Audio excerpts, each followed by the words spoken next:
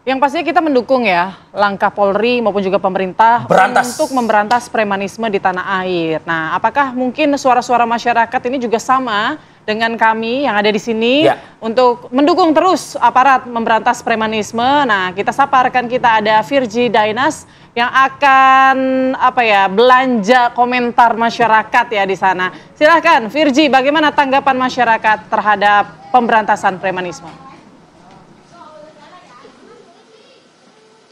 Ya, Arif dan juga Putri, ancaman intimidasi hingga kekerasan menjadi hal yang sangat krusial dalam menangani premanisme ini.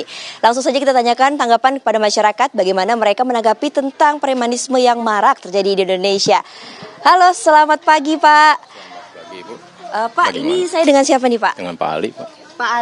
Pak Ali, ini saya mau bertanya nih Pak, kira-kira dengan kasus premanisme yang marak di Indonesia, Bapak sebagai warga takut nggak sih Pak? Ya sebenarnya sih takut, tapi apa boleh buat kalau untuk kebenaran bagi warga kami di sini ya kita harus berantas secepatnya. Jangan sampai yang premanisme lainnya berkeliaran di sini, terutama di warga Maliboro, Bekasi. Baik Pak, kalau untuk pengalaman tersendiri, pernah nggak sih Pak mengalami tindakan premanisme di kehidupan Bapak nih? Kalau untuk pengalaman sejujurnya saya belum pernah, tapi untuk antisipasi harus kita siap gitu kan. Kalau memang ada ancaman-ancaman preman tersebut, kita harus siap gitu, melawan dengan cara apapun yang kita lakukan.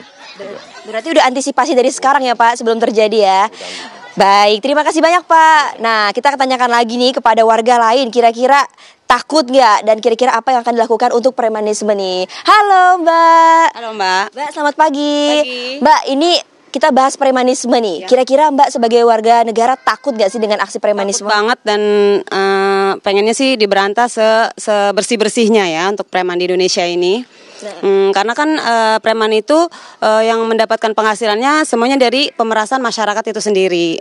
Baik, Mbak, kalau untuk pengalaman tersendiri nih, kalau Mbak pernah nggak sih punya pengalaman berhubungan langsung dengan preman? Pernah, jadi waktu itu berkunjung ke rumah keluarga kan, terus di pertengahan jalan ada preman bawa parang gitu kan, ya udah, ya intinya mungkin dia mau minta sesuatu, tapi kita putar balik, akhirnya kita selamat sih. Oke, kalau harapan tersendiri nih Mbak terakhir untuk pemerintah nih terhadap kasus premanisme seperti apa? Harapannya sih untuk pemerintah sigap ya, lebih sigap untuk menangani preman ini supaya memang tidak ada lagi pemerasan buat kita gitu, karena ini meresahkan ya. Baik, terima kasih banyak. Nah, itulah dia Arif dan juga Putri. Bagaimana warga menanggapi memang mereka merasa takut dan juga gelisah atas kasus-kasus premanisme yang ada di Indonesia. Sekian kembali ke Anda Putri dan juga Arif. Baik, Virgi Dainas, keresahan masyarakat, keresahan kita juga ya, yang pastinya memang harapan masyarakat tidak ada lagi aksi premanisme. Walaupun hanya sekedar tukang parkir ataupun juga pungli-pungli tempat usaha. Nah, itu kita harapkan tidak terjadi lagi. Mungkin kita kembali berdiskusi ya mengenai pemberantasan premanisme yang saat ini tengah dilakukan oleh Polri dan juga institusi terkait. Begitu, saya ke Pak Erdi. Pak Erdi, apa sebenarnya yang menjadi tantangan besar mungkin buat Polri dalam pemberantasan premanisme ini? Terutama mungkin bagi kelompok-kelompok yang terorganisir dan katanya yang punya backingan nih Pak. Ya, baik. Tantangan terbesar memang yang dihadapi Polri itu adalah aksi-aksi premanisme yang kembali ya, yang bermunculan, kemudian dianggap meresahkan serta mengancam masyarakat.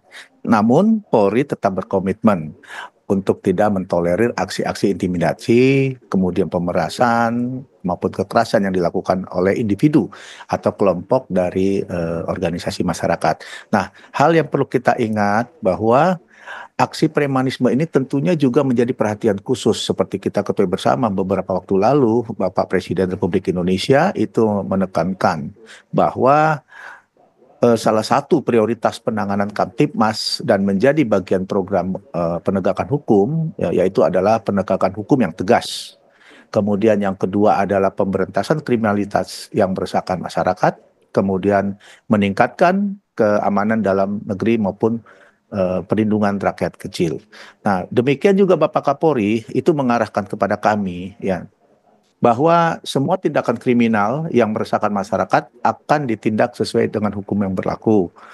Komitmen Bapak Kapolri itu juga bahwa Polri ya selalu hadir dan melindungi setiap warga negara dan tidak ada ruang lagi bagi masyarakat atau bagi aksi premanisme negara hukum Indonesia yang ada di masyarakat. Nah, terkait tadi apa yang disampaikan oleh masyarakat tentang permasalahan-permasalahan yang menyangkut dengan premanisme yang dialami, nah memang di sini Polri menilai peran masyarakat itu sangat krusial dalam pemberantasan premanisme. Nah, terutama sebagai sumber informasi awal. Ya, tentunya itu masyarakat menjadi sumber informasi awal di lapangan.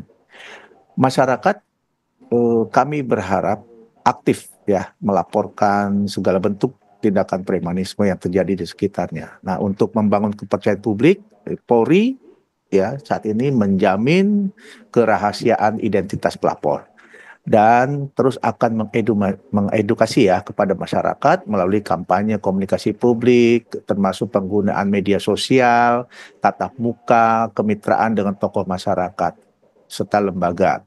Nah, dengan demikian meningkatnya keterlibatan publik, Polri juga berharap upaya pencegahan dapat lebih efektif. Nah, di sisi lain ya kami mengajak seluruh masyarakat juga untuk tidak takut melapor.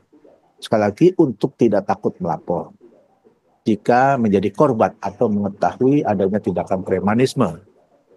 Di sini kita ada hotline Polri 110 ya. Silakan semua masyarakat ya ketika mengalami atau terjadi sesuatu yang menyangkut premanisme kepada dirinya, silakan melapor.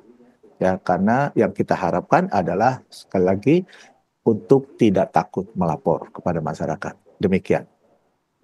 Baik, Pak Kabak Penum, terakhir mungkin Pak, mungkinkah Polri atau petugas di lapangan ini melakukan tindakan yang lebih tegas lagi Pak? Karena kan institusi Polri kan tentu kan ditopang juga dengan data, dengan informasi, dengan intelijen juga Pak.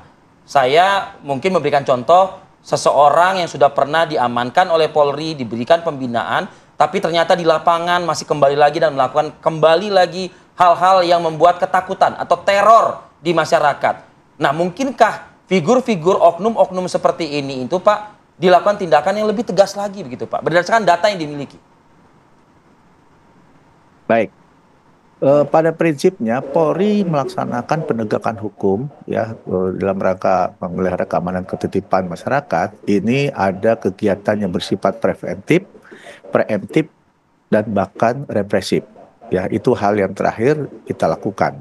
Ya, jadi penindakan premanisme yang seperti ini tidak hanya bersifat reaktif saja, tetapi tadi yang saya sampaikan juga preventif dan berkelanjutan melalui pendekatan penegakan hukum yang didukung oleh intelijen, preventif, dan preventif. Kita berkomitmen, Polri berkomitmen akan menindak secara tegas apabila pada saat itu secara terang-terangan yang bersangkutan melakukan tindak pidana. Ya, terutama dalam hal kegiatan premanisme ini yang akan menyangkut masalah keselamatan jiwa masyarakat. Nah, ini tentunya kita akan melaksanakan tindakan tegas. Ya, bukan berarti dalam hal ini semua kegiatan premanisme ini kita lakukan secara represif.